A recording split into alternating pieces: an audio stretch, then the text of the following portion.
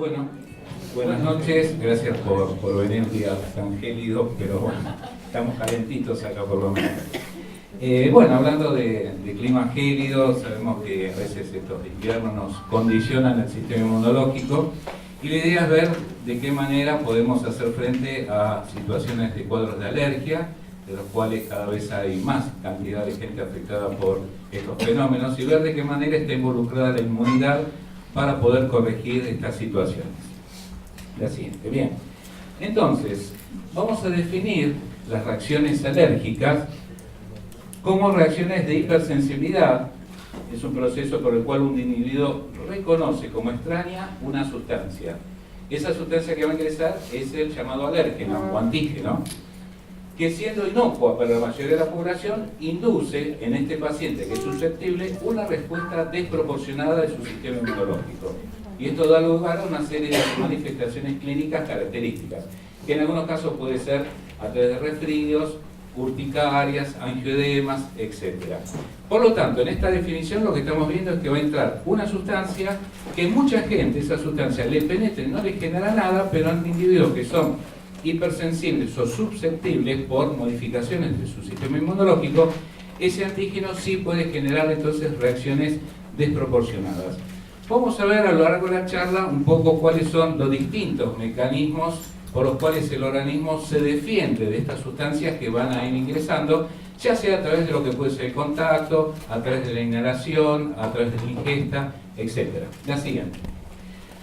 De manera tal entonces que tenemos, por un lado, situaciones que están relacionadas con el contacto, situaciones que están relacionadas con inyección, con ingestión, y acá, bueno, no salió, esto es inhalación.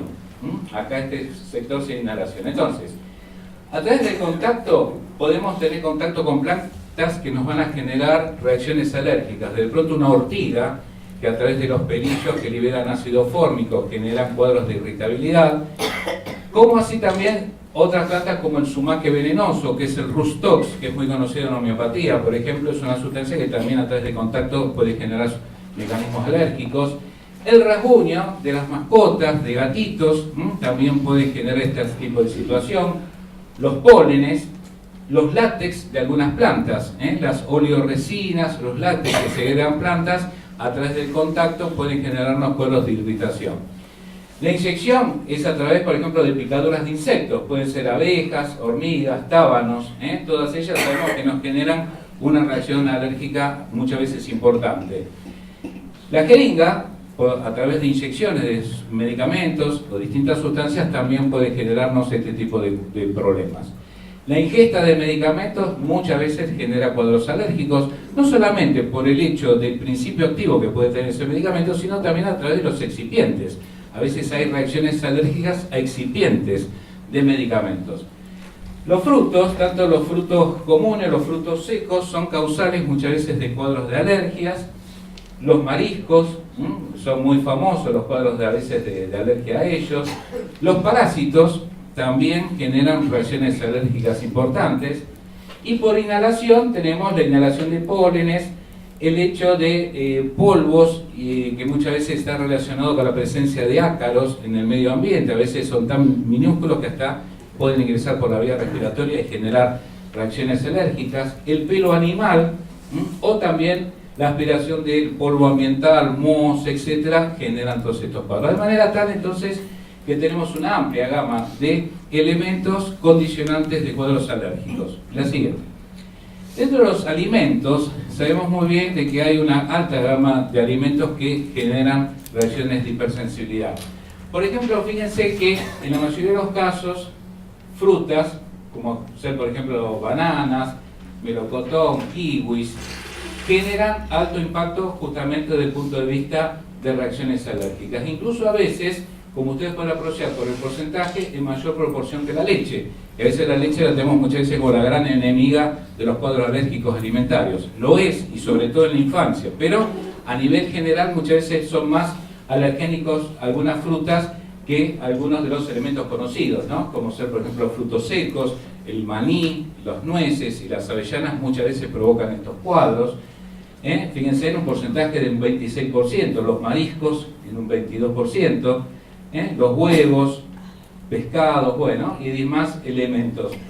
El tema justamente de los frutos, muchas veces pasa desapercibido porque la gente no le apunta a los frutos. O sea, tiene una alergia y lo que menos va a pensar que fue por comer una banana o por comer un kiwi.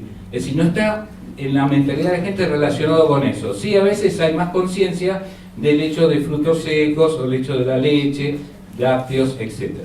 La siguiente.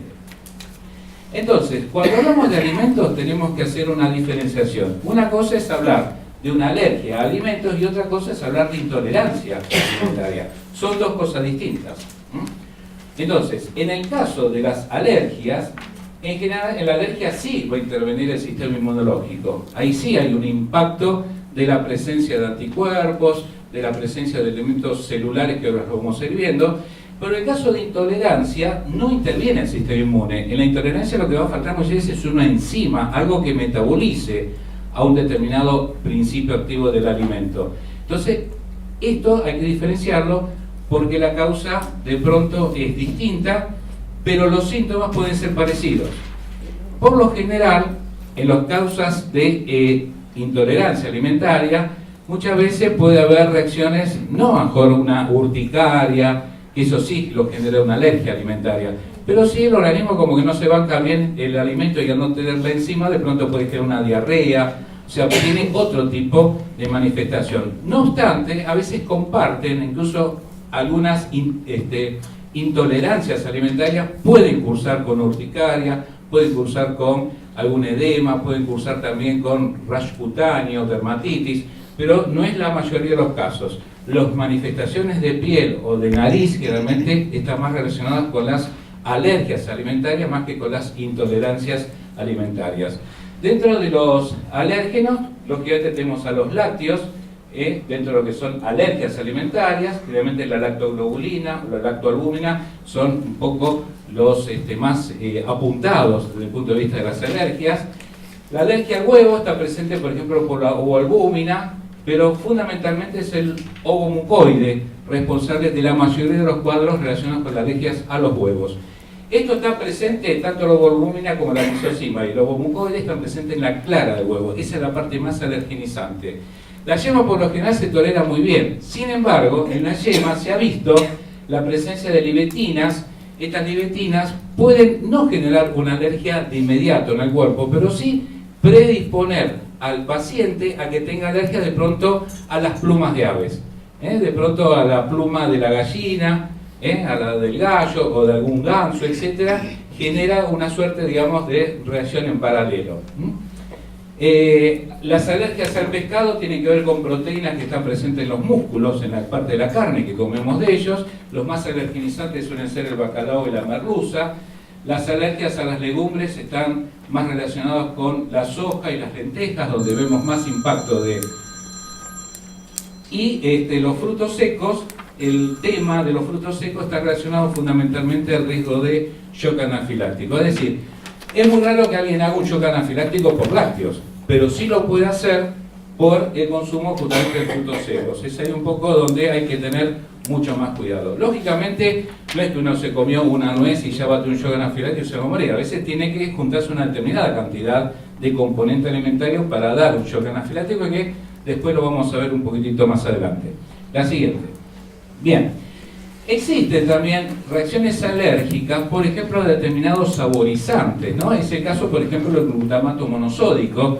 Es un saborizante muy utilizado en la cocina oriental, por eso se ha llamado a los cuadros alérgicos por glutamato el síndrome del restaurante chino, donde muchas veces se abusa de este tipo de saborizante y condiciona cuadros que pueden ser importantes. Para que haya una reacción al glutamato, debe haber aproximadamente 2,5 gramos de glutamato en la comida ingerida para que despierte o desencadene la reacción, que va a comprender a los pocos minutos de la ingesta cuadros de cefalea, una quemazón en el cuello, tirantez en los músculos, justamente el esternocleidomastoideo, dolor y parestesias en la parte anterior del tórax, y como se irradia hacia los brazos, simula un cuadro cardíaco. Por eso el paciente a veces cree que tiene un ataque al corazón.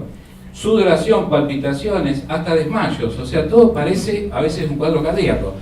El cuadro del síndrome del restaurante chino se restablece claramente entre 2 y 3 horas y el paciente se va recuperando solo. Pero la situación por la cual atraviesa es una situación que a veces el que no está muy empapado del asunto le resulta desesperante, ¿no? Porque es un cuadro realmente que afecta o impresiona realmente como un infarto. Este cuadro de reacción al glutamato no está mediado por inmunoglobulina E, que claramente la inmunoglobulina E es un anticuerpo que está muy relacionado con los cuadros alérgicos en general y sobre todo también en alergias alimentarias. En el caso del glutamato no se sabe muy bien todavía el mecanismo. Es más, la cuestión de la ingesta del glutamato, que lo vamos a encontrar también en snacks, lo vamos a encontrar en los calditos de cubitos, etcétera, ha condicionado cuadros también de fibromialgia. Se ha relacionado mucho la fibromialgia con el abuso, el exceso de este tipo de sustancias. Así que hay que tenerlo presente. La siguiente. Y también tenemos que separar una cosa, dijimos, alergia a los alimentos, otra intolerancia a los alimentos y otra es toxicidad de los alimentos. Es decir, un alimento puede ser tóxico, pero no es una reacción alérgica.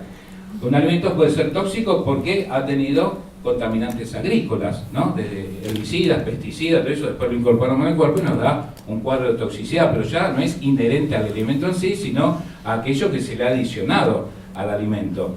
Lo tenemos también a veces en los químicos del envase, alimentos que vienen con latitas o con envases, bebidas que están con elementos que contienen plomo, estaño, cobre, zinc, todo eso es acumulativo y a la larga puede generar entonces también cuadros de intoxicación alimentaria. Bueno, químicos industriales a veces tienen policloruros, bromuro, mercurio, gérmenes, que son los cuadros a veces de mayor cantidad de intoxicaciones que se ven en las guardias, ¿no? Por Shigella, por Salmonella, por Escherichia coli. Tenemos las toxinas de algunos gérmenes, como por ejemplo en el caso del botulismo, que la toxina de Clostridium botulinum genera esos cuadros. A veces la confusión de hongos, el hecho de consumir algunos hongos que uno cree que de pronto eran champiñones y no eran champiñones, ¿no? Era una amanita muscaria. Entonces ahí viene la aflatoxina, que generalmente puede llegar a ser mortal. Uno de los productos de la medicina natural que puede salvar la vida de una intoxicación por aflatoxina, es decir, por alguna amanita muscaria, etc., es, por ejemplo, el cardomariano. Porque la muerte que genera la toxicidad de las amanitas va por el lado justamente de un ataque fulminante hepático, insuficiencia hepática y muerte. Entonces, en la primera media hora, si se puede dar silimarina de cardomariano, es lo que puede salvar la vida de ese paciente. Plantas venenosas, por ejemplo, cicuta. La cicuta es muy parecida al perejil. A veces hay gente que va recolectando perejil de campo y la planta de cicuta es muy parecida, hay que tener mucho cuidado. Son los que a veces las confusiones aparecen con lo que se llaman recolectores para las suegras, ¿no? A veces pasan esas cosas. Bueno, fitoquímico. Los fitoquímicos acá son sí sustancias que están en el alimento, pero que pueden generar toxicidad en función de la concentración de ese principio activo. Por ejemplo, los glucósidos cianogénicos. Cuando uno come muchas almendras, hay presencia de glucósido cianogénico y ese glucósido cianogénico puede impactar en el centro respiratorio, en el bulbo y generar parálisis del centro respiratorio. Para que haya eso, nadie se habrá enterado, pero yo no conozco un caso de gente que comió almendras y se murió. Estamos hablando de que el componente de la almendra en alta concentración es capaz de dar eso. Si una persona de pronto consume un puñado de almendras, la dosis de los frutos secos, siempre decimos lo que entra en la palma de la mano por día, esa es la dosis, punto. Ahora, si el tipo está cada media hora comiéndose eso, al mediodía no llega, ¿se dan cuenta? O sea, ahí tenemos entonces el stop. Lo mismo pasa con el lino. ¿Eso desaparece cuando uno las activa o se conserva igual? ¿Cómo activas la almendra? No, por ejemplo, yo las activo, las dejo toda la noche en remojo. Bueno, eso pasa con el lino, por ejemplo. Claro, pero como se produce un cambio en la composición, ¿desactivaría ese componente? En el remojo sí, se desactiva, pero no desaparece del todo. Lo que sí, en el caso del lino, ese está muy estudiado, porque muchas veces la gente hace eso, lo deja en remojo, se lo come el otro día y lo hace todas las noches, de pronto todos los días. Las enzimas digestivas suelen desactivar en casi un 90% las posibilidades de una toxicidad por glucósido cianogénico, ¿no?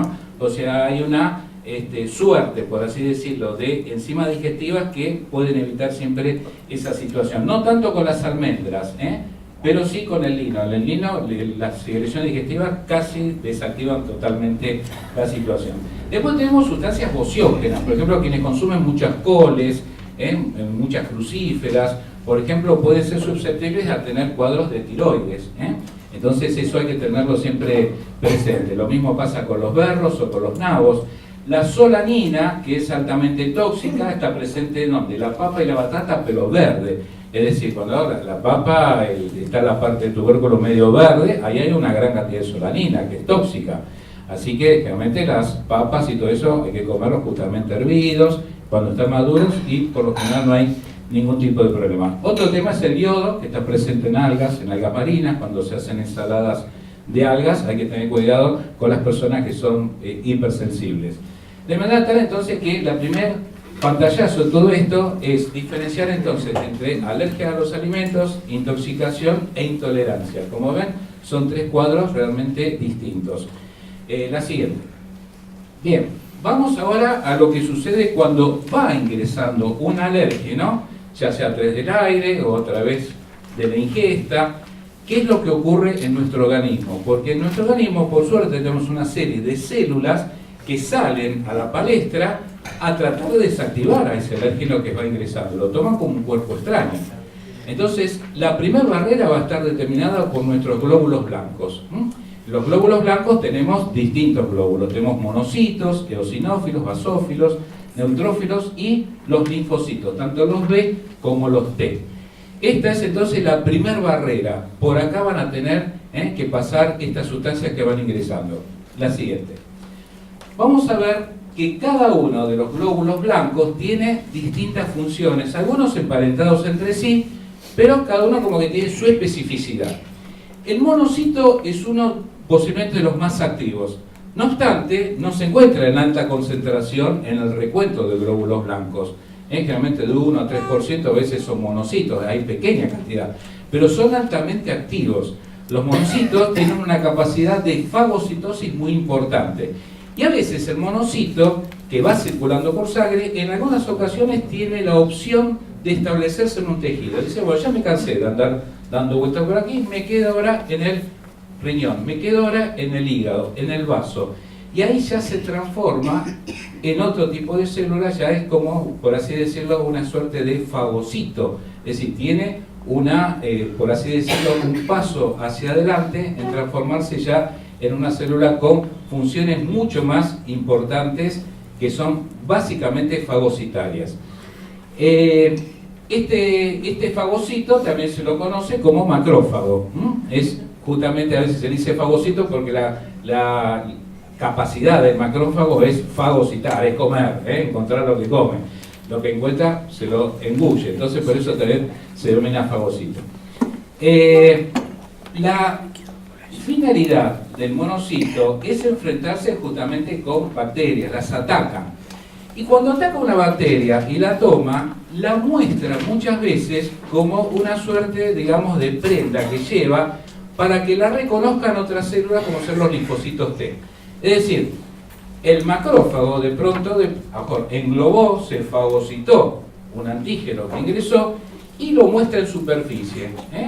Como a veces hacían en las guerras cuando se vencía a una tribu vecina y se llevaba la cabeza del cacique que había perdido como muestra. Acá está.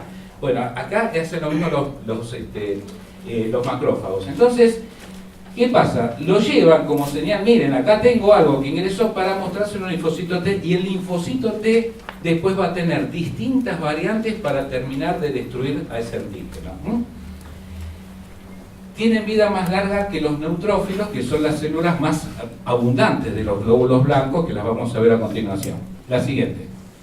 El neutrófilo, entonces, tiene también una capacidad de fagocitosis, pero menor que el macrófago o monocito. O sea, fagocita pero menos, morfa menos que el otro. Su principal objetivo son bacterias y hongos, o sea, tiene un target. Parásitos ahí no, al neutrófilo no, pero sí bacterias y hongos. Ahí es donde va a apuntar los cañones. El producto de su accionar genera el pus. Muchas veces cuando se encuentran los neutrófilos y la bacteria, hay una lucha ahí que termina en una degradación prácticamente de los dos, que genera finalmente el pus. Cuando sale el pus es el producto final de la batalla entre el neutrófilo y la bacteria que había ingresado en el organismo. El otro componente son los eosinófilos. Los eosinófilos también son de escasa cantidad en la composición de los glóbulos blancos. Se especializan en parásitos, Su target es eso, todas las lombrices, los ácaros, todo lo que son parásitos, ahí van a estar los eosinófilos. Atención, el eosinófilo no tiene una capacidad destructiva frente al parásito, pero el tipo, cuando ve un parásito, se va ahí, lo trata de arrinconar, empieza, por así decirlo, a rodearle la manzana, pero a veces es como que está lleno de policías sin armas. Es decir, va a necesitar ayuda después para poder derrotar a ese parásito que empezó a rodear. ¿Por qué? Porque carece de la función de fagocitosis que sí tiene el neutrófilo. Pero frente al parásito no es el target del neutrófilo. Entonces el target del parásito es el eosinófilo. Entonces el eosinófilo aparece pero va a necesitar ayuda. El eosinófilo tiene una particularidad que va a aparecer siempre en cada vez que hay una reacción alérgica. Es decir, es un elemento de los glóbulos blancos que cuando hay rinitis, cuando hay una alergia alimentaria, determinada sustancia, él siempre está presente. Ahora, no le pidas que él vaya a matar a nadie, no. Hace, pues, como decimos, de figuretti, ¿no? Aparece, él se muestra, pero van a tener que silbar para que vengan siempre a ayudarlo. La siguiente. Basófilos. Los basófilos son muy importantes porque el basófilo contiene o almacena histamina y heparina. La histamina es muy importante en los problemas alérgicos, porque cada vez que un basófilo interviene va a liberar seguramente histamina, y esa histamina es la que genera muchas veces los cuadros o los malestares alérgicos que tenemos. La histamina va a generar vasodilatación, broncoconstricción, es decir, va a ser responsable de muchas de las patologías relacionadas con las alergias. Y la heparina, que también tiene y sintetiza y almacena, tiene un efecto anticoagulante. Este basófilo tiene histamina y heparina como elementos para tirárselo encima a la bacteria, al antígeno que va ingresando.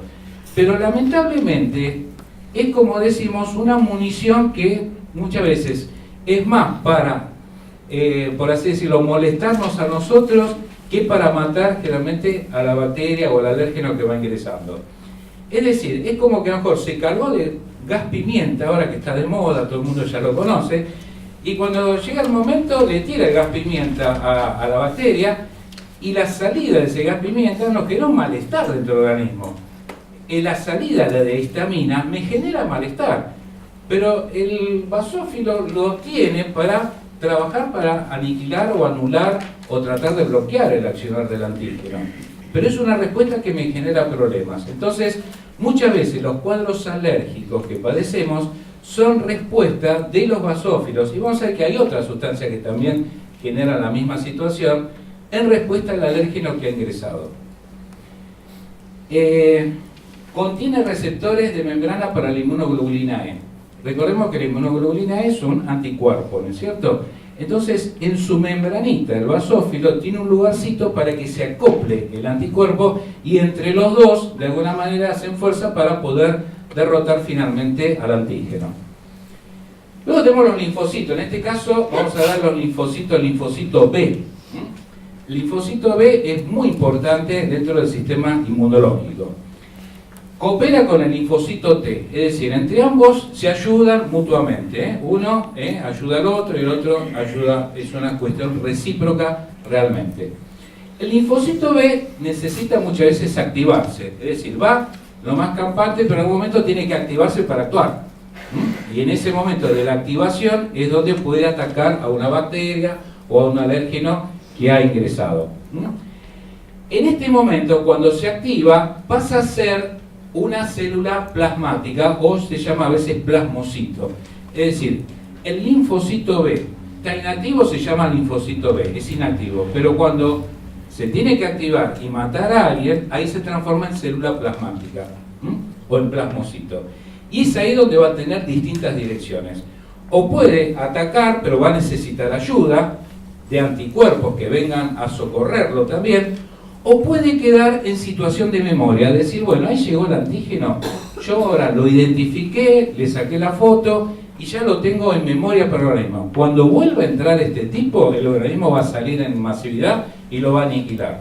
Por eso muchas veces este tipo de acción habla de las llamadas reacciones tardías, ¿no? Una cosa es la hipersensibilidad inmediata, donde a veces ingresa una sustancia y enseguida ya el sistema inmunológico está latente, pero cuando entra en memoria ya la cosa es tardía. Por eso muchas veces uno dice, pucha, ¿cómo es que me agarré esta alergia alimentaria si este alimento yo ya lo había probado antes? Bueno, pasó eso, justamente tu linfocito B lo mantuvo en memoria, no lo atacó en ese momento, te sentiste mal en ese momento, sí, pero no te pasó mayormente nada. Ahora con la segunda ingesta del alimento, ahí te vino el problema. Entonces, por eso tienen distintas actitudes los linfocitos a la hora de trabajar. Ahora bien, la siguiente, este es el linfocito B. Y acá tenemos el linfocito T. El linfocito T tiene otro tipo de particularidad. Por ahí es más específico frente a la entrada de un invasor. Por ejemplo, tenemos distintos tipos de linfocitos T. Tenemos el CD4, tenemos el CD8 y los llamados natural killer, que ya son asesinos. Córranse porque estos matan directamente, ¿no? El CD4 se conoce como helper, que es ayudante o colaborador. ¿Qué pasa? El linfocito T CD4 en realidad no tiene una capacidad de munición fuerte para matar a nadie, va a necesitar ayuda. Por eso se llama colaborador. Es decir, entra el antígeno y lo reconoce. Ahí está, lo señala. Bien. Pero va a tener distintos tipos de actitud. Puede diferenciarse hacia un linfocito helper TH1 o un helper TH2. Si se diferencia TH1, va a producir entonces interferón gamma, interleuquina 2, factor de necrosis tumoral beta, o si se diferencia en TH2, va a producir otro tipo de interleuquinas con propiedades, muchas de ellas antiinflamatorias.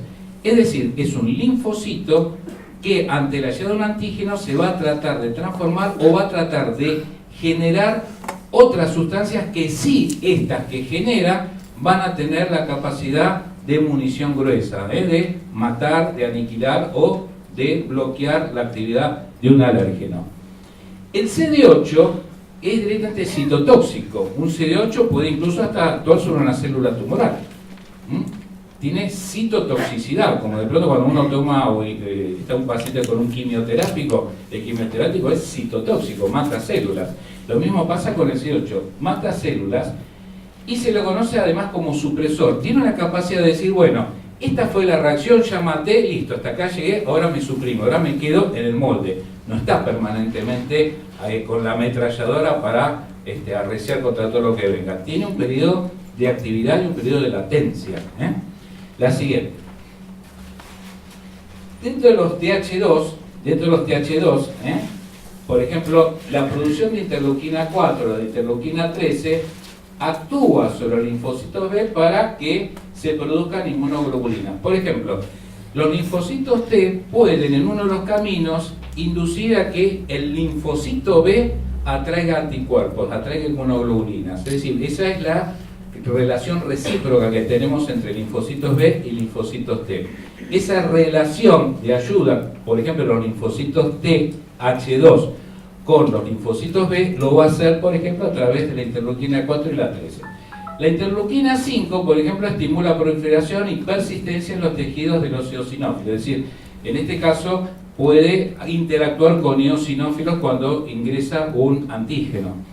La interleuquina 10, con la interleuquina 4 y la 13, estimulan a los mastocitos y a los basófilos. Es decir, cada uno de estos TH2 tiene a su vez distintos tipos de comportamientos para interactuar también con otras células sanguíneas. Generalmente los individuos que son alérgicos tienen una estimulación, una sobreproducción justamente de la respuesta TH2. ¿Por qué? Porque es la que está más relacionada con la presencia después de eosinófilos, de basófilos. ¿Y qué hacen esos eosinófilos y basófilos? Liberan histamina. Y al liberar histamina viene la reacción alérgica. Entonces por eso decimos siempre que un individuo alérgico es más propenso a que le actúe el mecanismo de los helpers vía TH2, que es la que empieza a liberar entonces histamina. La siguiente. Bien, y acá vamos a ver un poco el esquema de manera sencilla de cómo es todo esto que hemos hablado. Vamos a poner entonces situación. Ingresó el antígeno, ahí lo tenemos, ¿eh? Este globito negro es el antígeno. Pero ¿qué pasa? Cuando ingresa el antígeno, uno ya piensa que le va a salir acá el linfocito T, que era el helper, ¿no? Pero no. ¿Por qué? Porque cuando ingresa el antígeno, antes lo agarra un tipo de molécula, sustancia que se llama sustancias, moléculas presentadoras del antígeno. Es decir, es como que hay un portero en la puerta del organismo que cuando ingresó el antígeno, espere, venga, yo lo acompaño. Se lo lleva, lo muestra, y al mostrarlo, ahí viene el linfocito. Pero el que viene es el linfocito T helper, que no tiene capacidad para matar todavía. El helper va a tener que tener distintas vías para así lograr después que ese antígeno muera.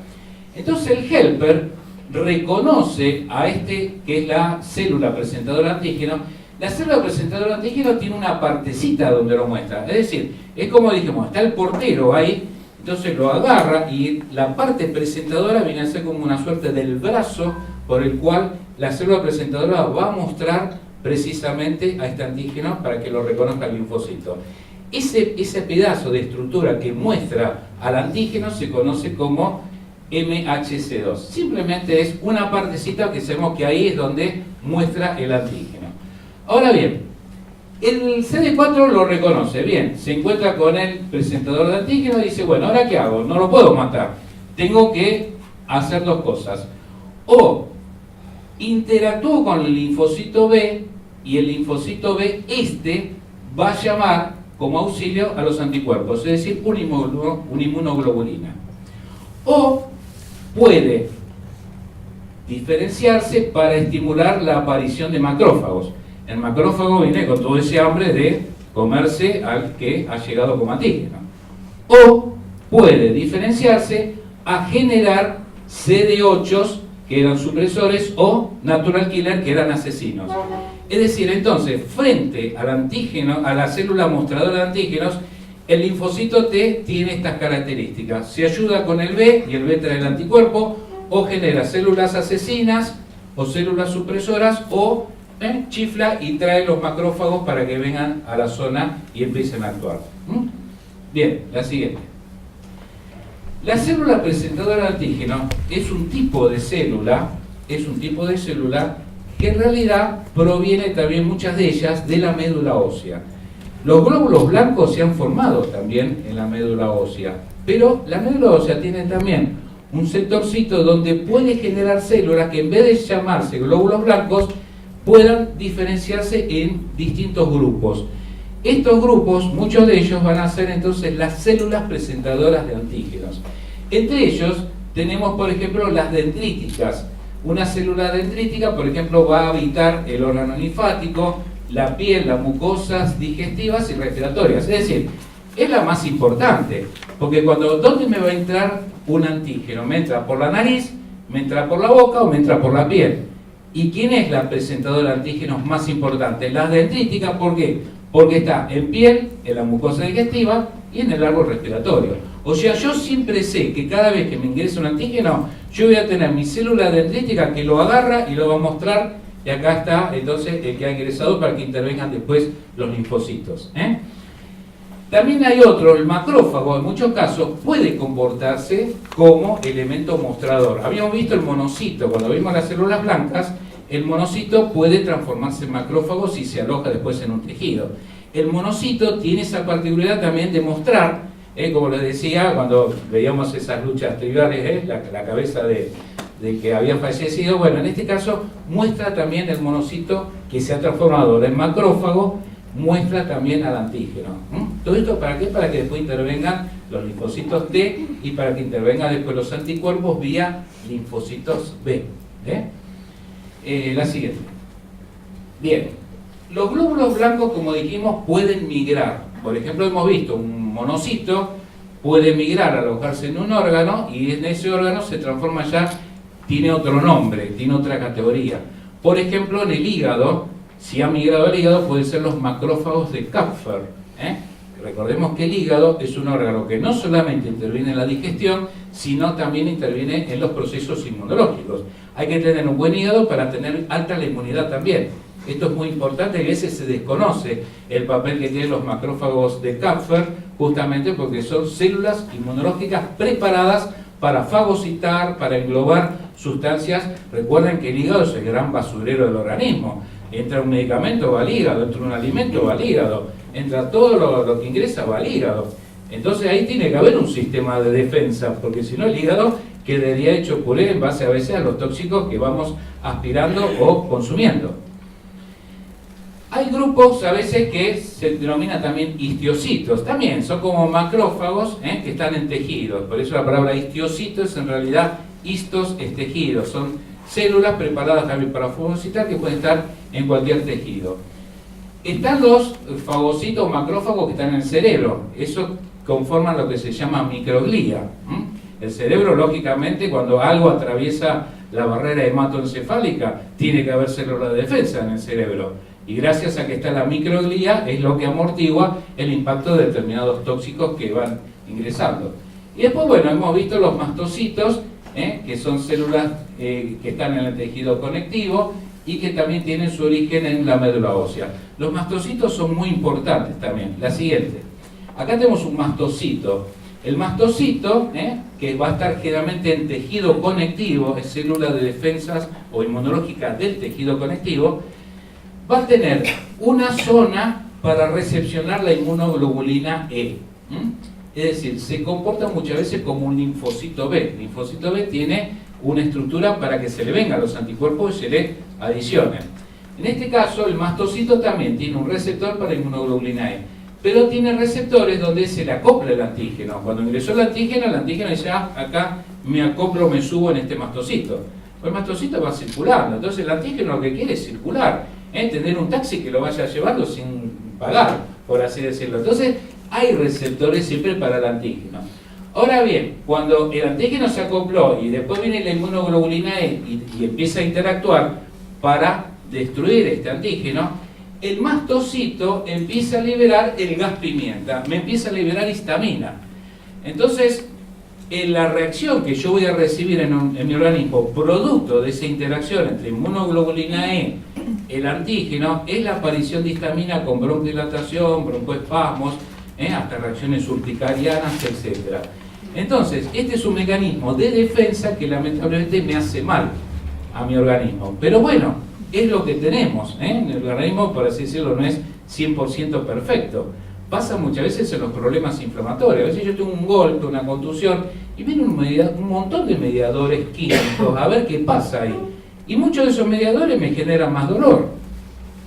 A veces pasa que uno siente el golpe inicialmente y después me duele más con el correr de las horas. Dice, al comienzo no sentí el golpe, pero ahora a las 2 horas tengo una edema, una inflamación, producto de lo que va ocurriendo en el organismo. Trata de suplir las cosas y no siempre lo logra con buenos resultados. Entonces, esto también ocurre en las alergias. La liberación de histamina, además, no solamente se segrega histamina, también puede secretar heparina, que es una sustancia anticoagulante. También puede secretar serotonina, puede secretar factor de agregación plaquetario. El factor de agregación plaquetario es un factor que me acumula plaquetas y me puede obstruir. Si bien está medio compensado porque por un lado me libera heparina, que es anticoagulante, ¿no? Pero por otro lado me libera factor de agregación y me acumula plaquetas. Y la acumulación de plaquetas, si me ocurre por ejemplo en la arteria cerebral media, etc., me puede dar jaquecas, dolores de cabeza. Es decir, por eso algunas alergias están relacionadas con dolor de cabeza por la liberación del factor de agregación plaquetaria. Bien, también puede secretar prostaglandinas, pero tenemos prostaglandinas buenas y malas, como el colesterol. Hay buenas porque son antiinflamatorias y hay otras que son proinflamatorias. Y a veces no sabemos qué prostaglandina me va a liberar este mastocito activado. Bien, seguimos. Y a todo esto tenemos los anticuerpos. Dijimos, el anticuerpo es otra célula de referencia que es llamada por el silbato del linfocito B o por el llamado del mastocito que vimos recién. Llega y se va a acoplar para poder destruir finalmente al antígeno. Recordemos que a veces solitos ni el linfocito B ni el linfocito T son capaces de matar al antígeno, requieren una serie de ayudas. En esa ayuda va a intervenir en este caso entonces los anticuerpos. En realidad son estructuras proteicas de tipo gamma globulina. Por eso desde hace mucho tiempo a veces uno decía, hace que yo 20, 30 años atrás decíamos, voy a dar una gamma globulina para mejorar la inmunidad, ¿no es cierto? Era darse un poco de anticuerpos. Se adosan entonces al linfocito B. El linfocito B es como que pone la montura y que venga el jinete, que es el anticuerpo, y cabalgue ahí, y entre los dos entonces empiezan a interactuar.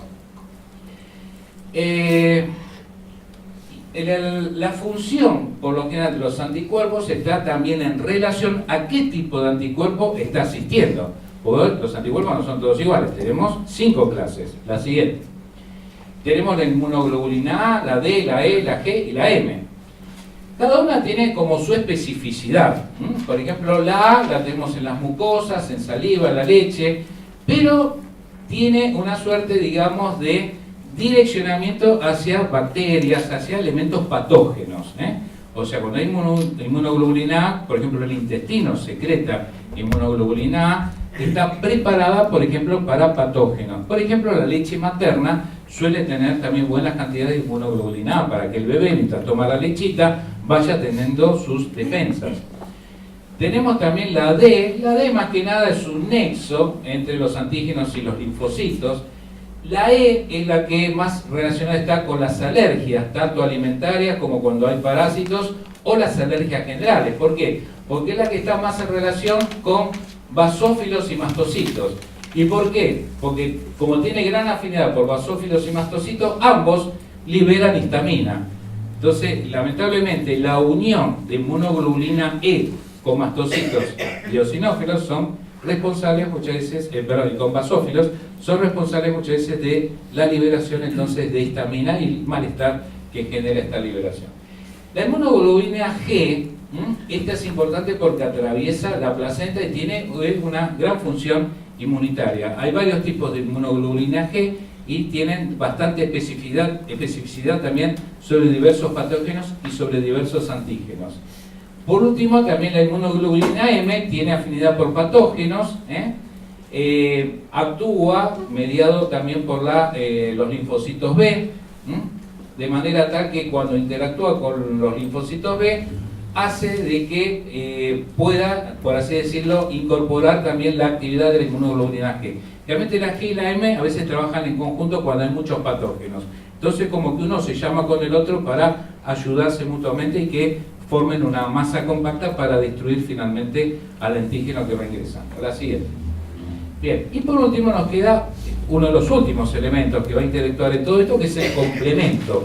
La actividad del complemento es un elemento final que se acopla a los linfocitos, se acopla al anticuerpo o inmunoglobulina y es el elemento final que termina disparando el revólver, por así decirlo, ¿no? Ese que pone punto final a la bacteria o al antígeno que está ingresando.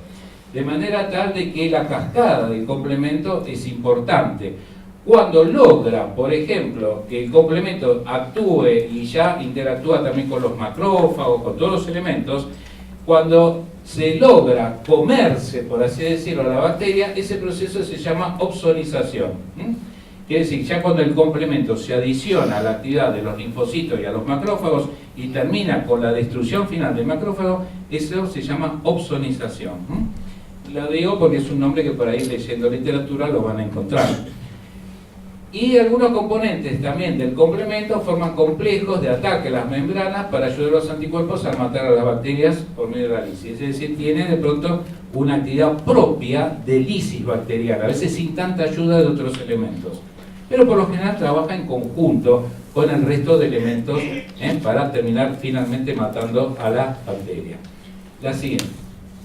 Bien, por lo tanto, entonces viendo todo esto, nosotros podemos tener reacciones, ya lo hemos visto, ¿no? Reacciones inmediatas, de alergia inmediata, o reacciones tardías. En esas reacciones tardías iba a imperar la memoria que hay dentro del organismo para reaccionar después en una segunda instancia.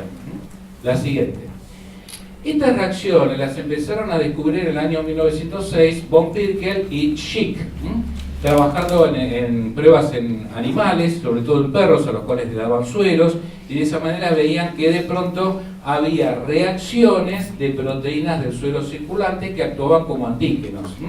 Y ellos fueron los que dijeron por primera vez o acuñaron el término de la palabra alergia. La siguiente. Bien. Bueno, la hipersensibilidad, la inmediata, es la reacción donde se desencadena un antígeno que ingresa y puede fijarse con la inmunoglobulina E, que está fijada a un mastocito, o puede estar fijada a un linfocito B. En este caso, el antígeno, cuando vuelve a ingresar, va a dar entonces una reacción inflamatoria, liberando histamina y otras sustancias como ser prostaglandina, que son, en este caso, proinflamatorias, y leucotrienos, que son prooxidantes. Por lo tanto, una reacción de alergia puede ser también una reacción oxidativa. Puede ser porque empiezan a aparecer también radicales libres. Nadie lo llamó, pero los tipos siempre están ahí presentes. Lógicamente no es que yo voy a tomar a veces un antioxidante y lo voy a eliminar, pero un antioxidante me va a ayudar en las reacciones alérgicas. Por ejemplo, lo vamos a ver con la vitamina C.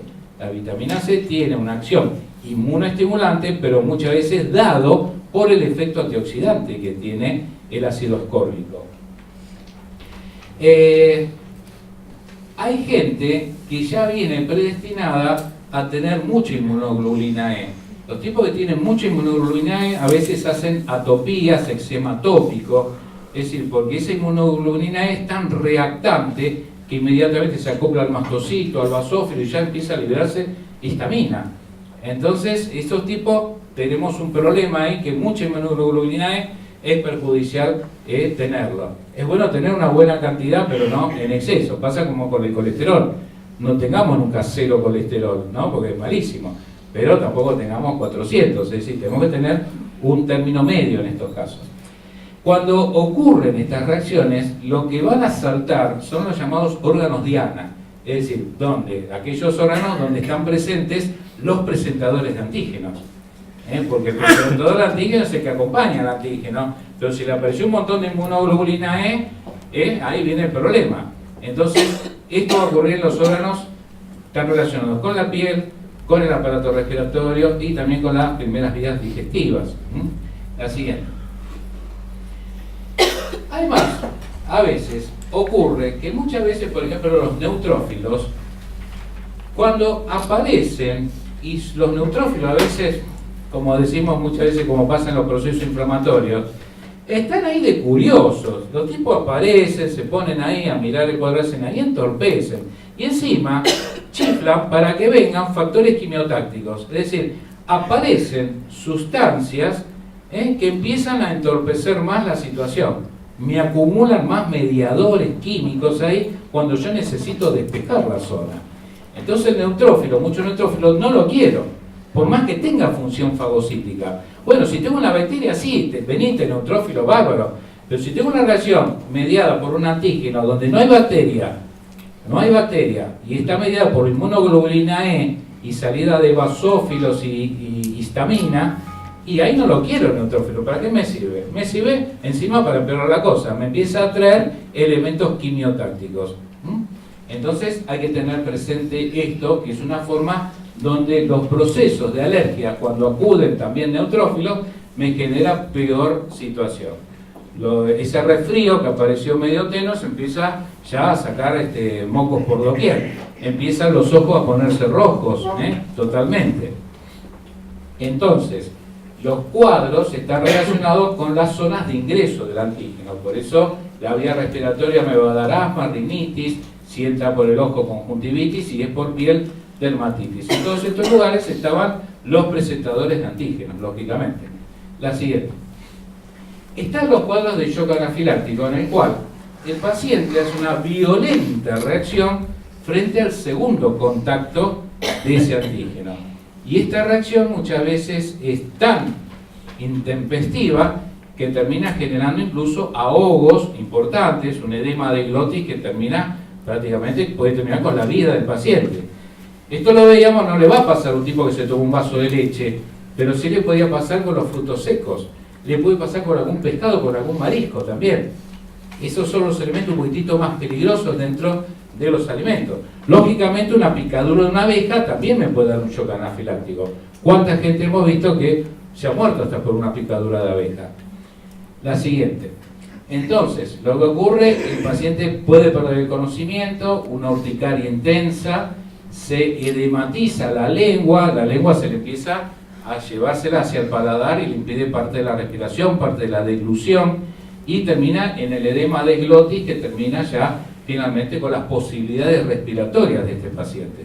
Por eso un shock anafiláctico, la siguiente, hay que actuar rápidamente y se trabaja claramente con adrenalina, corticoides, antihistamínicos, espasmolíticos bronquiales o analépticos, que son las sustancias estimulantes respiratorias, entre ellas el pentineltetrazol, picrotoxina, naloxona, hasta algunos cardiotónicos también se utilizan en estas circunstancias, pero eso ya es el manejo hospitalario. Simplemente cuando hay una reacción de shock anafiláctico hay que urgente trabajar con estas sustancias que son rápidas y pueden sacar adelante al paciente. La siguiente. Bien, entonces, haciendo un paneo general, y ya entramos en el tratamiento, ¿no? Los cuadros de alergia van a manifestarse básicamente en piel, en los ojos, en la nariz, en la boca y elementos de deglución. Ahí es donde vamos a tener un poco el panorama de los cuadros de alergia. La siguiente. Si la alergia es por inhalación, lo que va a predominar son o cuadros de asma, rinitis, poliposis, sinusitis y cuando es en los ojos, conjuntivitis. La siguiente, si es por contacto, la piel os va a dar urticaria o dermatitis de contacto. Y si es por ingesta, puede dar el alérgeno que ingresó con un alimento de pronto, urticaria, angioedema y también broncoespasmo. Cuando da diarrea, es por intolerancia al alimento, no por alergia. La diarrea más está relacionada, siempre recuerden, con los problemas de intolerancia. La siguiente. Bien, sabemos que los pólenes son grandes responsables de los cuadros respiratorios de alergias y los pólenes de las gramíneas suelen ser bastante asiduos de generar mayor frecuencia de alergia, ¿no? Todo lo que es el pasto, por lo general, y gramíneas pueden dar cuadros alérgicos respiratorios. Los cereales también, estamos hablando de los pólenes, no solamente el consumo, sino de aspirarlos o respirarlos. La avena, el centeno, el trigo son alergenizantes. La siguiente. También tenemos en plantas, sobre todo las familias teráceas, todas las familias teráceas donde está de pronto la equinacia, la manzanilla, el diente de león, están las margaritas, etc. Todas esas son también responsables de cuadros de alergias. El chantén también puede dar alergias y ni que hablar los árboles con la polinización. Por ejemplo, el Platanus hispánico es uno de los más conocidos en Buenos Aires, ¿no? Los plátanos famosos. Sino el olivo, el fresno, el avellano y el abedul también son responsables de cuadros de pólenes alergenizantes. La siguiente. Tenemos hongos que andan dando vuelta por el aire y en estos hongos, lógicamente, uno de los más importantes es el Aspergillus. Aspergillus fumigatus es responsable dentro de los hongos alergenizantes de los mayores cuadros de alergias. La siguiente.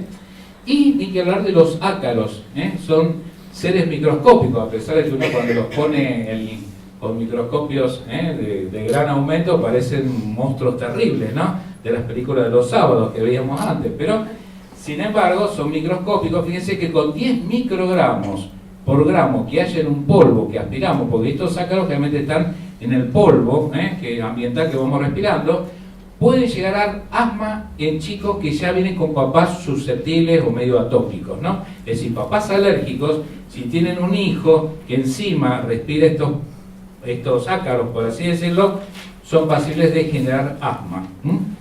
En el caso, entonces, que es el dermatofagoides, hay varios, hay 3 tipos de dermatofagoides, por eso lo pusimos como SP, la familia dermatofagoides generalmente es responsable de estos cuadros. Vamos a encontrar, fíjense, en la superficie, borde o costuras de los colchones.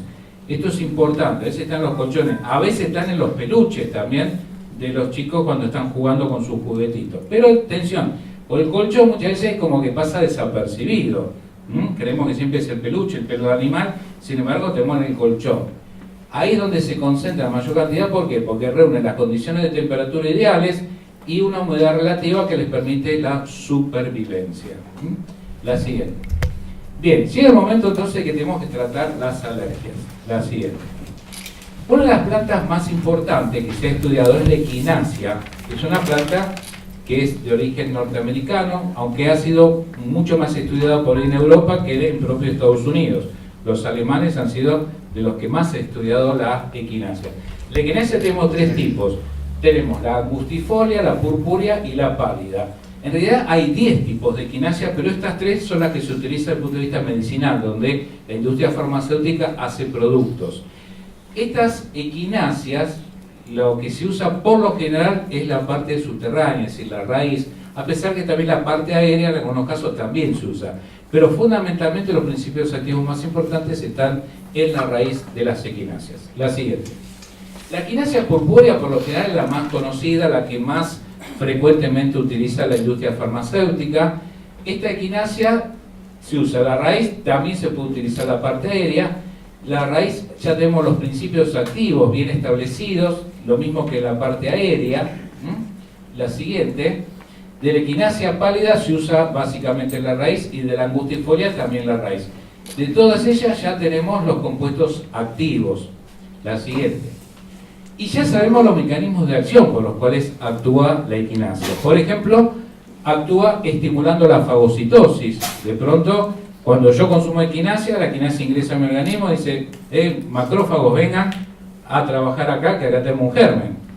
La equinacia de por sí no es un antibiótico, pero es una gran llamadora con su silbato de que vengan todos a trabajar en función del germen que hemos encontrado. Estimula la producción de citoquinas, que eran justamente interleuquinas, que eran aquellas sustancias que fabricaban los linfocitos TSD4 helpers TH2. Estimula la proliferación de linfocitos, es decir, tanto de los B como de los T. Inhibe la síntesis de prostaglandinas y leucotrienos, que eran justamente prostaglandinas a veces proinflamatorias y los leucotrienos que traían radicales libres a la zona. Entonces me inhibe eso también. Y por otro lado, me inhibe una enzima que se llama hialuronidasa, que es una enzima por la cual se valen muchos gérmenes para una vez que ingresan al árbol respiratorio, generan sus propias autopistas, sus propias rutas para diseminarse. De manera tal de que les corta la salida, por así decirlo, de esas nuevas rutas a los gérmenes, la equinacia. Además, lo importante es la siguiente, ya sabemos incluso cómo actúa cada componente de la equinacia y qué es lo que hace. Por eso fíjense lo bien estudiado que está esta planta. Yo sé, por ejemplo, que los polisacáridos que están en la purpúrea y las alcamidas que están en todas las equinacias estimulan la fagocitosis. Yo sé, por ejemplo, que el ácido chicórico que está en la purpúrea inhibe la hialuronidasa. Por eso, si yo tengo que trabajar porque hay una infección y quiero elevarle la defensa del árbol respiratorio a ese paciente de las 3 equinacias, me voy a quedar más con la purpúrea porque sé que tiene este componente que es el que inhibe la vía de proliferación del germen. Por ahí las otras no me sirve tanto. Por eso, sabiendo esto, uno sabe qué equinacia elegir también. Los polisacáridos, las glucoproteínas que están en las 3 equinacias, por ejemplo, inducen la producción también de interferón. Las alcamidas inhiben prostaglandinas y leucotrienos, es decir, por lo tanto, como les digo, ya sabemos un poco dónde actúa cada uno de los componentes de la equinacia. La siguiente. La equinacia se puede dar en forma incluso de jugo. Los norteamericanos son muy propensos a hacer jugo con la parte aérea, con las flores, los tallitos, las hojas, pero de pronto lo más importante es la raíz. Lo que pasa es que el jugo de la raíz ya no es muy exquisito que digamos. Cuando uno tiene que trabajar con la raíz, lo que hacen son comprimidos, tinturas, etc. En el caso de las tinturas, generalmente se manejan 40-60 gotas 3 veces al día. Los extractos secos, que son en cápsulas o comprimidos, hay que dar 300 miligramos al día. La equinacia, por lo general, no hay que darla permanentemente. Es una planta que hay que darla en los momentos precisos. Por ejemplo, cuando viene la época invernal y yo quiero elevar las defensas de ese paciente, porque en la época invernal el paciente se empieza a resfriar, puede contraer gripe, entonces ahí lo doy la equinacia generalmente 2 semanitas antes del cambio de estación y que siga una semana o 10 días después ya con el cambio de estación. Porque ya se da 3 semanas, a lo sumo un mes, y después se descansa. No hay que darlo tanto tiempo. Cuando hay problemas inmunológicos muy importantes, entonces uno puede dar un esquema de 3 meses de tratamiento, pero no es lo habitual. Cuando estamos hablando de alergias, que se supone no es una cosa importantísima porque está en peligro de la salud, simplemente con dar 3 semanas de equinacia, generalmente vamos a andar bien. La siguiente. Productos de equinacia, acá en el país ya tenemos uno que es de Madaus, el Echinagrip. Había una equinacia de Natufarma, pero como había estado autorizada en su momento como suplemento dietario, entonces la sacaron, porque dijeron que la equinacia no es suplemento dietario, entonces Natufarma no la pudo hacer más. Pero bueno, ahora la sacó Madaus en forma de tintura, que se llama Echinagrip. Si no, en otros países, fíjense, hay equinacia ya 400 miligramos, hay equinacia con Hydrastis canadensis, que es el Golden Cell, está muy de moda en Estados Unidos, le llama el sello de oro, Golden Cell, junto con equinacia tiene un espectro de actividad muy bueno. El Golden Cell lo que aporta es berberina, un principio activo muy fuerte contra bacterias, parásitos y hongos. Además, hay una virtud que tiene la equinacia y que no tiene otros productos antibióticos, que es su actividad antiviral. La equinacia es muy efectiva frente a determinados virus, cosa que no lo tenemos con los antibióticos. La siguiente. En los casos de resfríos, la siguiente, recordemos que los resfríos muchas veces están dados justamente por virus. En este caso está dado por el picornavirus o rinovirus. Con menor frecuencia puede estar los adenovirus, el paramyxovirus o parainfluenza, mixovirus, que son los de la gripe A y B. Entonces, frente a esto, muchas veces uno dice, y me tomo una aspirina. Bueno, pero la aspirina tiene una acción antiinflamatoria, discretamente antialérgica, no es un antialérgico por excelencia, y si no tenemos que recurrir a antihistamínicos. Pero el antihistamínico, ¿qué me pasa? Me da sueño, a veces no se tolera bien, queda medio mal al estómago. Entonces, por eso la importancia de tener este tipo de productos que va a cumplir varias funciones. La siguiente. Por ejemplo, frente a un resfrío, yo lo que tengo que hacer, ¿qué es? Lógicamente, aliviar los síntomas. El paciente está moqueando permanentemente, hay resfríos que duran muchos días. Tengo que elevarle las defensas. Lo puedo hacer con las equinacias, pero también con plantas que tengan vitamina C. Y lo otro, tendría que inhibir al virus. En este caso, tengo plantas y alimentos que inhiben virus. Ahora los vamos a ver. La siguiente. Por ejemplo, los que aportan vitamina C, tenemos muchos frutos. Siempre pensamos el limón, la naranja, pero cuando vemos la escala, están en los últimos puestos. Me son mucho más útiles, por ejemplo, la acerola, que no es muy popular aquí, es una planta que crece en Centroamérica y Norteamérica, pero la guayaba, acá en Argentina las podemos tener en Misiones, y lo que viene se llama guayabito, que es una guayaba más pequeña. En realidad la guayaba buena viene de México prácticamente hasta Brasil, después viene el guayabito, viene más chiquito, digamos, hacia nuestro territorio, ¿no? Entonces, al ser más chiquito también tiene menor proporción de vitamina C. La guayaba, por ejemplo, es una de las grandes plantas para las diarreas por virus, por rotavirus. Realmente los chiquitos, cuando tienen diarreas infantiles, muchas veces es por rotavirus. Y no saben a veces, más allá de rehidratar, de dar las medidas para mantener la homeostasis del organismo, la guayaba la recomendó la OMS justamente para darle a un centro de atención primaria para combatir el rotavirus. Además tiene efecto antiespasmódico que evita de que siga haciendo contracciones peristálticas en el intestino. O sea, buenísima la guayaba, se da la infusión de la hoja de guayaba y eso está recomendado prácticamente en todas las zonas pobres de Centroamérica, en los centros de atención primaria. Bien, los kiwis también son muy útiles en estos casos. El problema del kiwi justamente es que hay gente que cuando dijimos lo que hacen alergias por frutos, el kiwi estaba ahí en los puestos de avanzada, entonces hay que tener cuidado. Ahí le damos una naranja, prefiero una naranjita. La siguiente. Bien, una planta que se usa mucho es el sauco. El sauco, el Sambucus nigra, que tiene un frutito con el cual se hacen dulces también. En realidad tiene una serie de principios activos, flavonoides, mucílagos. Son mucílagos parecidos a los del chantén, por eso el chantén también se da en problemas respiratorios, ¿no? Y por eso el sauco comparte esos mucílagos y se da en problemas respiratorios. Además tiene un efecto térmico, la infusión caliente, que genera sudoración. Por esto esta planta se la llamó antiguamente, los viejos naturistas del siglo XIX le llamaban plantas diaforéticas, que eran las que hacían transpirar. Porque decían, con esta plantita vos transpirás y sacás toxinas a través del sudor. Y también decían, elevás un poquito la temperatura. Generalmente, el tema de elevar la temperatura es algo que está muy en investigación en estos momentos, hasta incluso en el tema de cáncer. Cuando hay fiebre, la célula tumoral no avanza. Entonces se buscan a veces determinados artilugios para tener un punto más de temperatura corporal en los casos de cáncer también.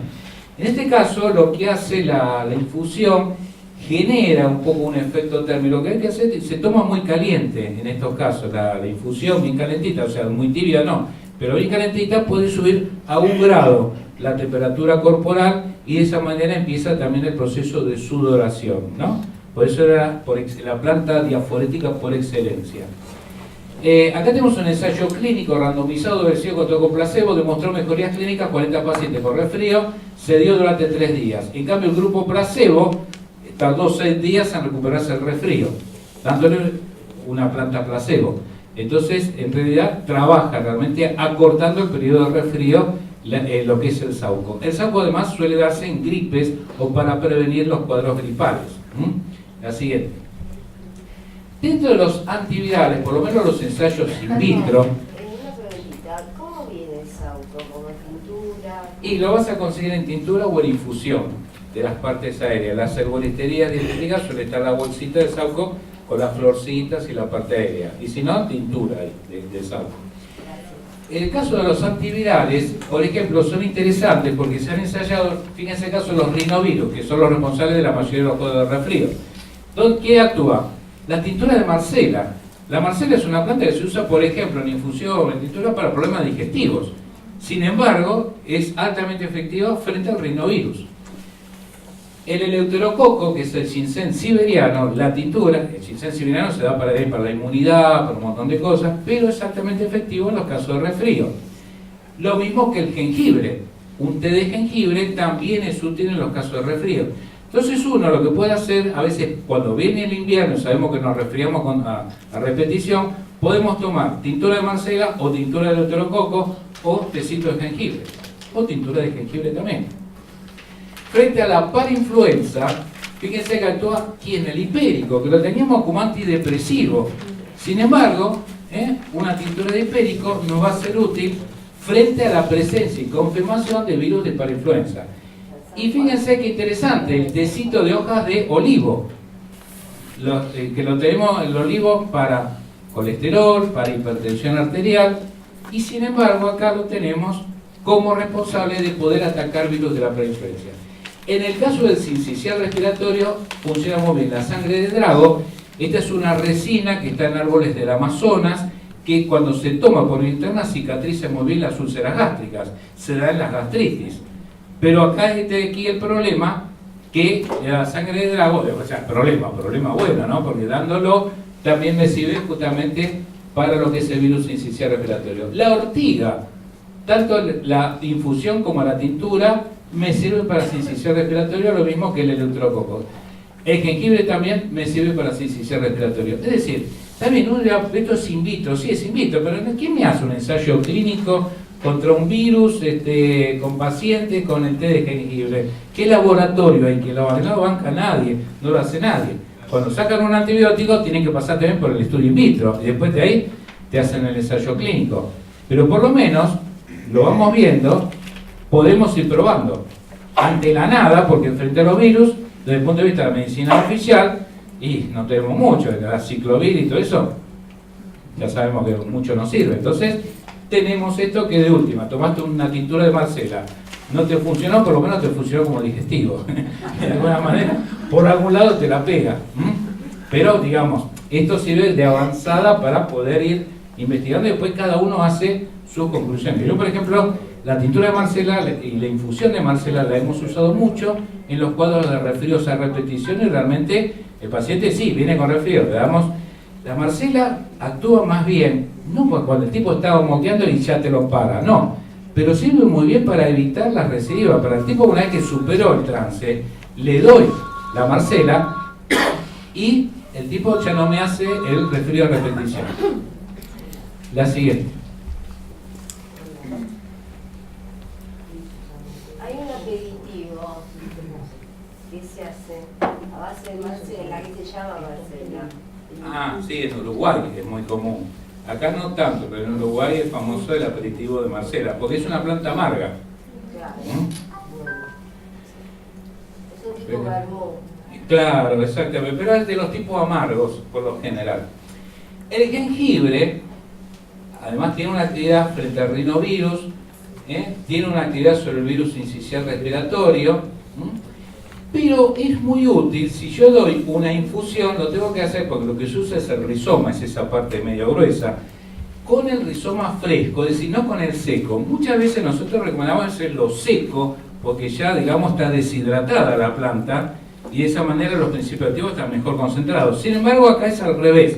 En el caso del rizoma fresco de jengibre es lo que mejor actúa para frenar el tema, en este caso, del sincicial respiratorio. La siguiente. El regaliz es una planta que es muy utilizada sobre todo por la medicina china, es una planta muy utilizada en Europa. El nombre de regaliz es Glycyrrhiza glabra y ese nombre se lo puso Hipócrates, porque Glycyrrhiza significa raíz dulce. La raíz del regaliz uno la mastica y es como un dulce. Es más, yo siempre le di el ejemplo de los caramelitos media hora, que generalmente ese gustito es el del regaliz, precisamente. Se usa como edulcorante también. Uno puede hacer polvo de regaliz y tomarlo también como un sustituto del azúcar. El tema de regaliz, atención, a veces no lo recomendamos demasiado, de usarlo muy seguido porque tiene un efecto de hiperaldosteronismo secundario. ¿Qué significa? Que puede retener líquido el organismo porque lo que tiene el regaliz en su raíz son saponinas que tienen una estructura de esteroide, es decir, como de corticoide. Y ya sabemos qué pasa si tomamos todos los días corticoide, nos hinchamos como un sapo, nos eleva la presión, entonces eso puede pasar en menor grado con el regaliz. Por eso se han hecho productos en base a regaliz desglicirrinizado, es decir, le quitaron el ácido glicirricínico que era responsable de esos cuadros y se conserva el resto de actividades benéficas. Pero bueno, simplemente uno lo que va a conseguir acá, que es polvo de regaliz, o podemos conseguir la raíz. Es muy buena como antigastrítico, es muy buena para úlceras gástricas, hay que tomarlo también por cortos periodos de tiempo para no empezar a elevar la presión arterial. A tal punto que en la década del 60 el primer antiulceroso gástrico que aparece en el mercado farmacéutico se llamó carbenoxolona, y la carbenoxolona derivó del ácido glicirretínico que tenía el regaliz. La carbenoxolona, ¿qué pasó? La retiraron del mercado porque generó los cuadros de hiperaldosteronismo secundario, porque derivó de ese ácido glicirretínico, que es lo que hay que sacar para que no dé ese cuadro. Bien, cuando damos glicirrinato, por ejemplo, hay aumento de la función fagocitaria, tiene varias funciones. La función fagocitaria la puede activar en el sistema retículo endotelial, puede estimular la producción de interferón, puede estimular la producción de linfocitos T y de gamma interferón. Es decir, el regaliz es un gran incrementador de las funciones fagocitarias e inmunoestimulantes del organismo. Por eso los chinos lo usan tanto justamente en los temas de inmunidad, incluso a veces lo dan en cáncer también, para elevar las defensas de los pacientes. La siguiente. En el tema de la equinacia, les había dicho, tiene ensayos clínicos frente a varios cuadros. Por ejemplo, en infecciones agudas respiratorias y más que nada infecciones virales respiratorias, sobre todo en chicos, cuando te hacen bronquitis, bronquiolitis, etcétera, por virus, funciona muy bien el jarabe de equinacia. Acá tenemos justamente se llama el Chinacin. Este es del laboratorio Madaus de Alemania, ¿no? Allá en Alemania tiene su sede en Madaus. El que está acá no es una subsidiaria, hubo un problema en su momento de marcas. Acá se instaló Madaus, pero no tiene que ver ya con el Madaus de Alemania. En el Madaus de Alemania, bueno, hicieron este producto, el Chinacin, que fue ensayado clínicamente con 80% de resultados significativos. Por lo cual, se ha logrado que los chicos que a veces nacen bronquitis a repetición, bronquiolitis y enfermedades virales respiratorias, no tengan justamente mayor incremento, o sea, no vuelven a repetir los cuadros. Y cuando tienen el cuadro instalado, se les da el jarabe y la sintomatología empieza también a mejorar. La siguiente. Fíjense qué interesante este trabajo con la equinacia, en este caso del laboratorio Vogel, que ha sido útil en los casos justamente de la gripe aviar y de la gripe porcina, justamente. En ambos casos, por eso les digo, la importancia que tiene la equinacia como elemento antiviral, cuando desde el punto de vista de la medicina convencional no tenemos prácticamente nada contra los virus. Así que es muy importante justamente este producto. La siguiente. Los ensayos clínicos, finalmente, este es un review que se hizo, demostrarles que la equinacia realmente es eficaz en prácticamente todas las infecciones del árbol respiratorio. Por eso en Estados Unidos ya es la vacuna, para decirlo, contra la gripe. Es más, vende más que la vacuna antigripal. Justamente la gente tiene mucha más inclinación y preferencias por la equinacia que por ahí por la vacuna antigripal. Es una lástima que es un producto que es número 1 en ventas prácticamente en Europa, en Estados Unidos, y acá como que no se animan o le ponen trabas, como pasó en su momento que Natufarma lo sacó, pero no, como lo ponen como suplemento, de pronto, pero escúchame, te están poniendo un chico biloba como suplemento y ¿por qué no me dejan la equinacia entonces? O se define, o eso no es suplemento. Pero bueno, la cuestión es que bueno, por ahora tenemos un solo producto en el mercado que es el que sacó ahora Mada Osaka, ¿no? La siguiente. El tema de la vitamina C siempre se ha preponderado su uso para los cuadros de resfríos, problemas respiratorios, ¿no? En realidad les había dicho que funciona muy bien por el tema antioxidante también, ¿eh? La vitamina C, su mecanismo antioxidante, forma parte de la estructura de acción en los cuadros de alergia. Pero ha demostrado además que inhibe, por ejemplo, la quimiotaxis que hacen los neutrófilos. Habíamos dicho que venían los neutrófilos, que no mencioné, encima chiflan para que vengan elementos que mejoraban más la situación. Bueno, me inhibe eso la vitamina C.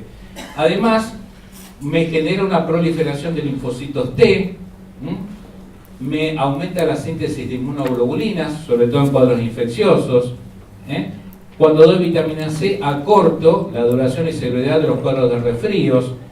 Esto se ve mejor en los niños para que en los adultos, pero la vitamina C entonces es muy útil para darlo justamente en estos cuadros de resfríos y alergias respiratorias. La siguiente. El zinc se ha puesto de moda en el tema de los resfríos. El zinc es un oligoelemento, que generalmente lo tenemos como un oligoelemento antioxidante también, pero tiene sus funciones realmente. El zinc, por ejemplo, media en la respuesta inmunitaria a través de neutrófilos, macrófagos, natural killers, tiene respuestas adaptativas contra las células T y las células B, los linfocitos. El déficit de zinc, por ejemplo, hace descender la producción de citoquinas, que eran interleuquinas producidas por los TH2, los helpers, los linfocitos T, helpers TH2. Desciende también el déficit de zinc, los factores de transcripción. Además, disminuye la actividad de la timulina cuando hay déficit de zinc. Esta es una hormona que está justamente relacionada con el timo y es importante para activar a los linfocitos T. Por otro lado, el zinc participa en la estructura de la superóxido dismutasa, que es justamente una enzima antioxidante de las más importantes. La siguiente. Acá se hizo un ensayo clínico, participaron 50 personas, recibieron durante 12 meses, o sea, durante un año, gluconato de zinc, que aportaba 45 miligramos de zinc elemental diarios, y el otro era un grupo placebo. Se hicieron justamente los seguimientos, porque estos pacientes, ¿qué pasó? Se eligieron pacientes que tenían siempre infecciones a repetición, gripe, resfrío, catarro, bronquitis, siempre estaban enfermos, podridos de tomar antibióticos. Entonces los llevaron a este tipo de estudios. Y en estos casos se vio, bueno, las mejorías. Justamente bajó la incidencia de infecciones, la generación de marcadores de inflamación, por ejemplo, el factor de necrosis tubular alfa es un elemento que aparece inflamando, entonces lo sacó del medio el zinc, disminuyó el estrés oxidativo, generalmente con marcadores que son justamente prooxidantes, de manera tal que, bueno, realmente el zinc contribuyó a que uno no tenga tantos episodios del árbol respiratorio. La siguiente. Bueno, acá tenemos 10 estudios que se hicieron justamente con zinc, donde se vio que reduce la duración de los resfriados y la sintomatología que está asociada. Lo que más se usa es gluconato de zinc. La dosis generalmente es 45 miligramos diarios, por lo tanto, digamos, se puede dar esos miligramos diarios de zinc y se acortan notablemente los periodos de resfrío y todo lo que es la sintomatología. Si el paciente de pronto está asintomático, pero sabemos que ahora viene el frío, que sé yo, y se me va a resfriar, le damos ya, empezamos a darle durante una semana, 10 días zinc. Y lo podemos combinar, si ustedes quieren, con equinacia. La equinacia también va a tener una asociación con el zinc bastante favorable. ¿Se puede dar en oligoelementos? Sí, pero bueno, acá los ensayos clínicos te dicen que son 45 miligramos que haya zinc elemental, ¿no? En el oligoelemento tienes que medir bien de que haya una proporción suficiente. La siguiente. Un hongo que es muy bueno para elevar las defensas en general es el Ganoderma lucidum. Generalmente acá les puse el Ganoderma porque ha sido muy estudiado en estos cuadros respiratorios, pero por lo general casi todos los hongos mantienen o contienen una estructura química que es el beta-glucano, que generalmente tiene excelentes propiedades inmunoestimulantes, a tal punto que estos hongos también se dan en cáncer.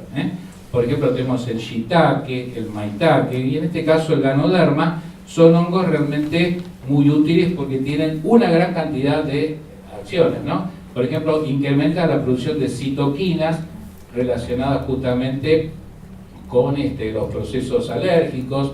Bueno, libera interferón, tiene polisacáridos que en ratas inmunodeprimidas y cuando las someten a ejercicios extenuantes les mejora, le aumenta los glóbulos blancos, activa el índice fagocitario y los macrófagos. Bueno, Ganoderma se puede comer, a veces estos hongos se comen, que realmente es muy común en la cocina china, pero a veces se hacen extractos secos en forma de cápsulas comprimidos que están estandarizados en polisacáridos y suelen darse 2 gramos diarios. Por lo general los productos acá no tenemos en el país, porque acá también hay una resolución que por suerte la han dado de baja en esta semana, porque decían que los hongos no eran productos vegetales, de manera tal que no se podía probar en este país ningún producto en base a hongos desde el punto de vista medicinal, porque no se consideraban estructuras botánicas.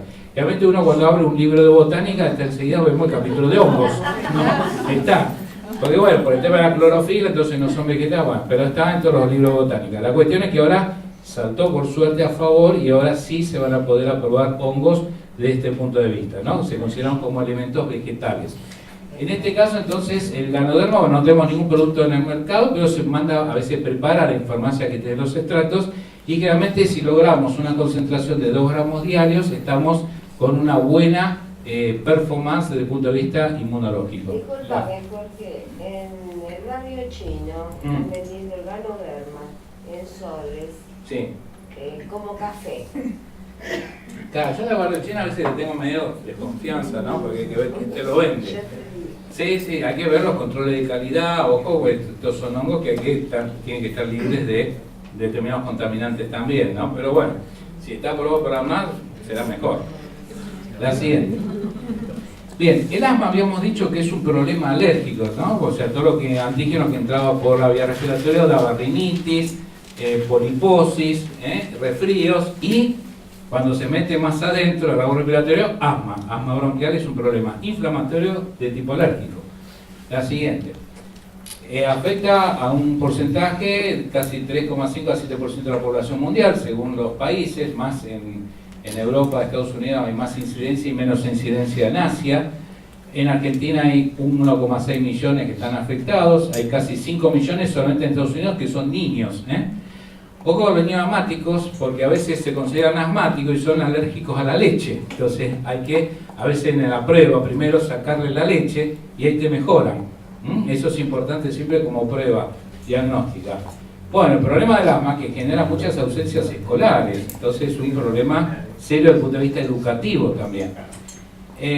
Afecta más la raza negra que la blanca, es raro en los esquimales y hay una isla, la Tristán de Cunha, cerca de Portugal, 1 de cada 3 personas es asmática, o sea que hay sectores genéticamente predispuestos justamente a contraer este problema, ¿no? Como por ejemplo los indios Pima, que estaban en su momento en Estados Unidos, después en México, tienen una preponderancia casi de 1 cada 3 de ser diabéticos. O sea, hay grupos étnicos que tienen esta predisposición genética. La siguiente. Bueno, ¿qué es? En realidad es una reacción de hiperreactividad. Está hiperreactivo todo el sistema del árbol bronquial y cuando llega el antígeno hay una revolución que generalmente va a estar mediado por la inmunoglobulina E, que se va a fijar en ¿dónde? En el mastocito, y cuando se fijó en el mastocito que sale histamina, y de esa manera viene toda esa reacción. La siguiente. Por eso, nosotros cuando hay asma tenemos que saber qué es lo que está mediando, qué elementos andan merodeando a la zona. Vamos a encontrar eosinófilos y mastocitos, ambos relacionados justamente con la histamina. Van a aparecer productos celulares, por ejemplo, peroxidasas o algunas proteínas, pero estas peroxidasas pueden ser en algunos casos contribuir a elementos prooxidativos. Mediadores químicos, sí, aparece la histamina, aparece el factor de agregación plaquetaria, derivados del ácido araquidónico como ser las prostaglandinas, que en este caso van a ser proinflamatorias y contribuyen a la cerrazón del bronquio, y van a aparecer neurotransmisores como la acetilcolina del sistema parasimpático, van a constituir también elementos broncoconstrictores, de manera tal de que todos estos elementos ya de por sí generan un problema a resolver en los pacientes asmáticos. La siguiente. Por lo tanto, ¿cuál es el tratamiento? Inhibir los mediadores que encontramos por ahí. ¿Por qué? Porque la histamina ya sabemos que es broncoconstrictora, las prostaglandinas esas eran broncoconstrictoras. Tengo una que juega a favor del paciente, que es la prostaglandina E2, que es levemente broncodilatadora, pero el resto que se segrega son todas broncoconstrictoras fuertes. Lo mismo que el factor de agregación plaquetario. Por lo tanto, entonces el tratamiento, broncodilatar e inhibir todos estos mediadores. Ahora, ¿cómo broncodilato? Corticoides. Y sí, pero va a tener sus secuelas, sus consecuencias. Entonces, ¿qué tenemos por el lado vegetal? Bueno, en su momento que surgió la efedrina, pero hoy la efedrina es mala palabra. Entonces ya no podemos, ya nos vinculan con los narcos mexicanos, entonces ya nadie puede hacer efedrina, pero la efedrina justamente fue uno de los primeros remedios que había para el asma. La siguiente. Por eso uno de los productos que se está trabajando mucho a nivel natural es la biznaga, que se puede hacer la tintura de biznaga. La biznaga es una planta justamente que tiene furanocromonas, piranocumonas, cumarinas, todas ellas tienen una acción espasmolítica en el bronquio, es decir, evita el cierre del bronquio. Por otro lado, también contribuye a vasodilatar las coronarias, o sea, contribuye a que las coronarias estén más permeables. En su momento había unos productos en base a estos derivados de la biznaga cuando no estaban los nitritos sublinguales para los problemas de las coronarias. Lo que pasa es que la vasodilatación coronaria era muy cortita.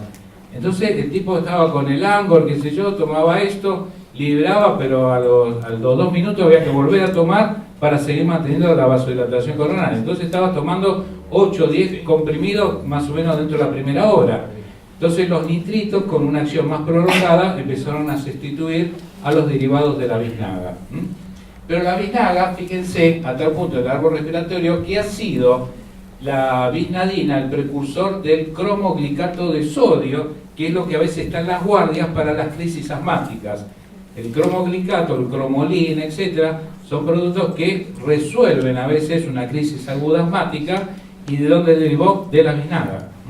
Lo que pasa es que como biznaga a veces es medio difícil conseguirla en herboristería, entonces a veces podemos conseguir por ahí la tintura de biznaga, que tampoco es medio figurita difícil, pero se consigue. La siguiente. El guaco es una planta que crece en Brasil y crece en Argentina y es muy útil también en los cuadros asmáticos, a tal punto que tiene por lo menos un efecto broncodilatador y espasmolítico sobre árbol bronquial. Evita el cierre y además contribuye a abrir. Entonces es ideal en estos cuadros.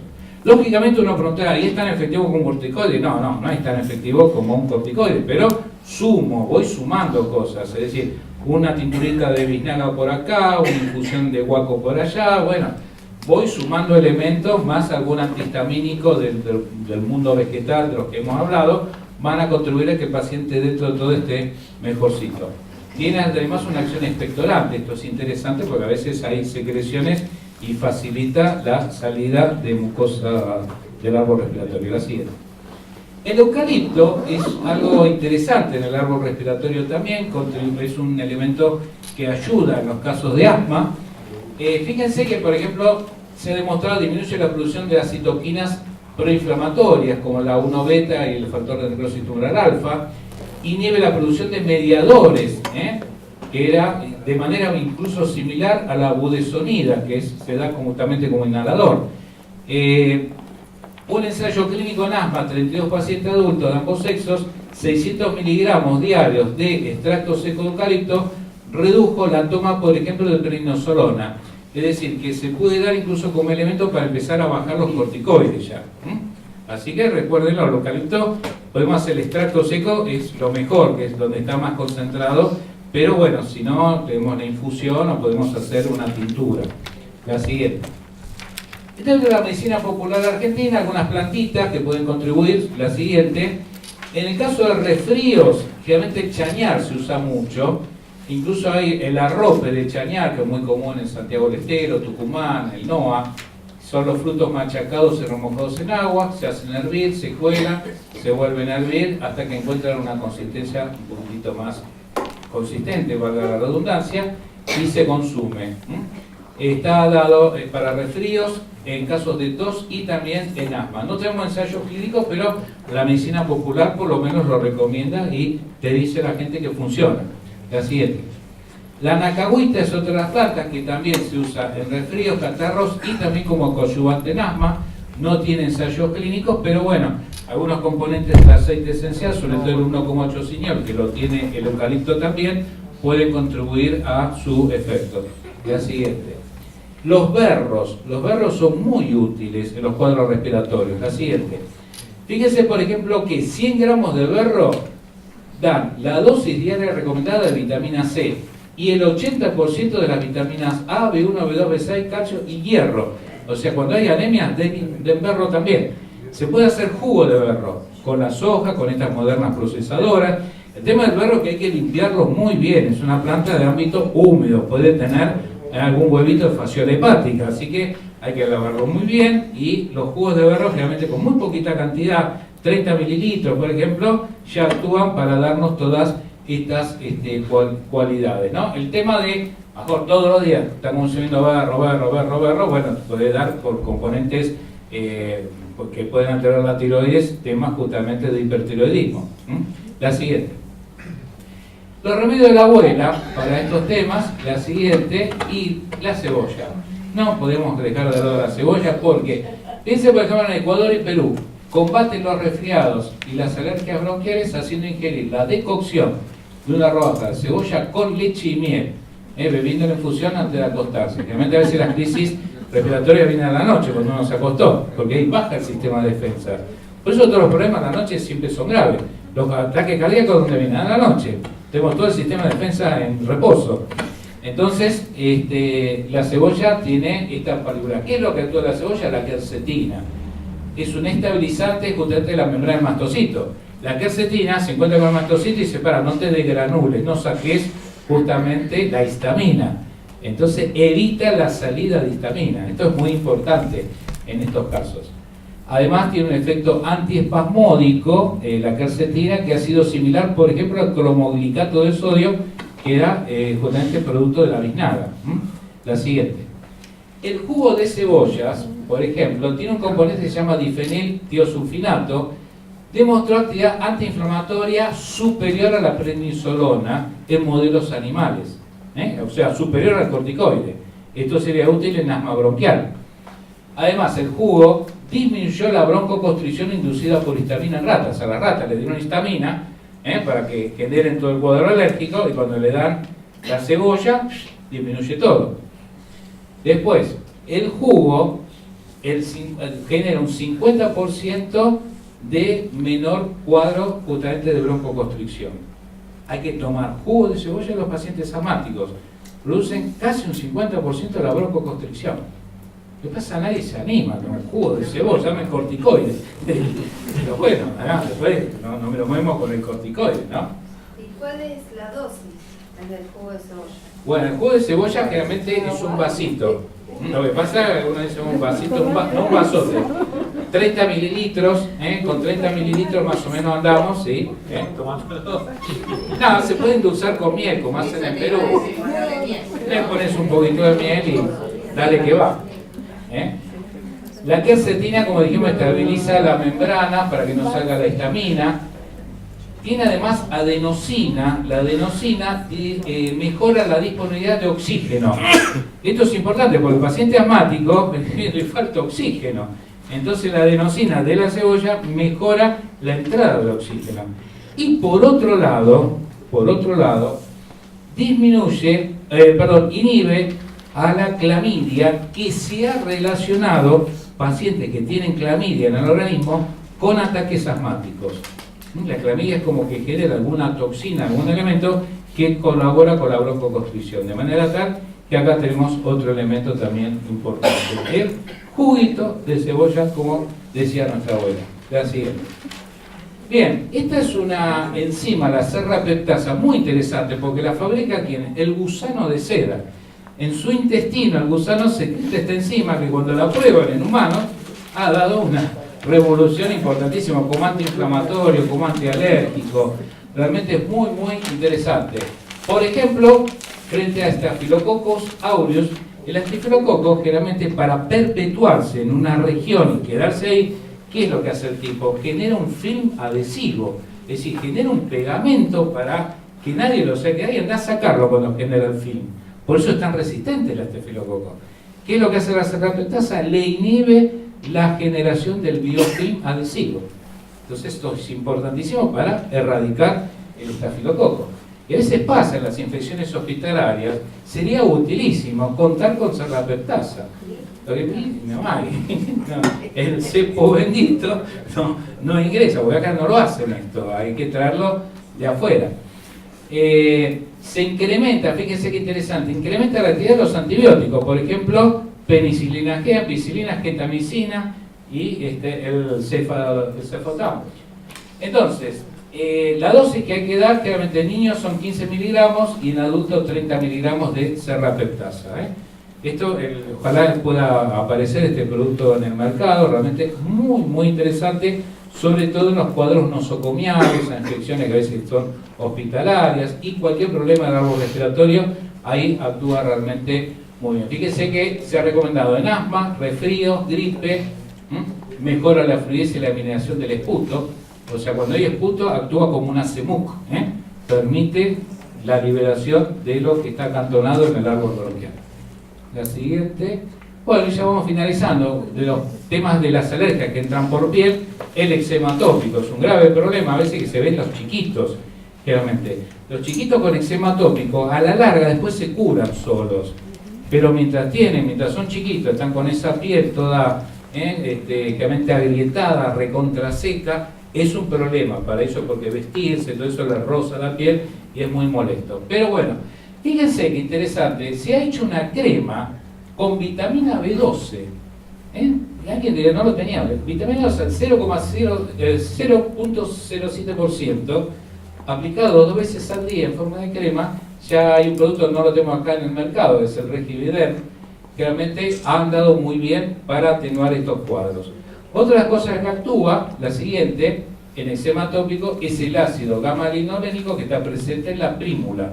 La prímula sí, todavía la podemos conseguir, hay un par de laboratorios que la están haciendo en cápsulas, realmente funciona muy bien en eczema atópico, tiene también indicación de uso en artritis reumatoidea, que es otro tema, pero no importa, sépanlo. Y Alemania lo recomienda muchísimo, el Ministerio de Salud alemana recomienda en eczema atópico, dermatitis atópica, la utilización entonces de ácido gamma-linolénico. Se puede dar en forma oral, 2 a 6 gramos al día. Generalmente nosotros acá tenemos de 500 miligramos, entonces aunque sea arrancamos con 2 gramos, serían 4 cápsulas diarias en presencia de eczema atópico y podemos complementar con omega 3 en forma de crema, que también los tenemos. Hay ya productos omega 3 en forma de crema, incluso algunos vienen con avena también, de paso que siempre es buena, y de esa manera mejoran mucho los cuadros. ¿Es el Onagra? Aceite de Onagra, sí, o aceite de prímula. Exacto. La siguiente. Bien, para terminar entonces, bueno, recordamos, la próxima tenemos 18 de agosto, micosis, todo lo que son enfermedades producidas por espacio óseos. Bueno, muchas gracias.